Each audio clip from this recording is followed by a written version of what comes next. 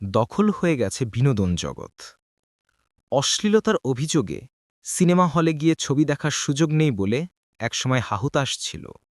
এলো ২০ TV channel. বাড়ির বউঝিরা জি TV, star জলসা, সোনিতে আসক্ত হয়ে পড়ে। বর্তমানে সাধারণ দর্শকরা পছন্দ করে মোবাইলের ইউটিউব, শর্টস ভিডিও আর টিকটক। পছন্দ না হলে আঙুল দিয়ে ঠেলে বিদায়। দর্শক যেখানে ছুটবে, টাকা লগ্নি হবে সেইখানে। ফলে জেমস, আয়ুব বাচ্চু, মিলাদের আর জন্ম হয় না। পরিবর্তে বাথরুম সিঙ্গারদের দৌরাত্ম্য বেড়ে গেছে। সিনেমা হলের সংখ্যা ৭-৮০০ থেকে কমে দাঁড়িয়েছে ৪০-৫০-এ। নেটফ্লিক্স, হইচই, চরকিতেও আসক্ত কিছু তরুণ প্রজন্ম।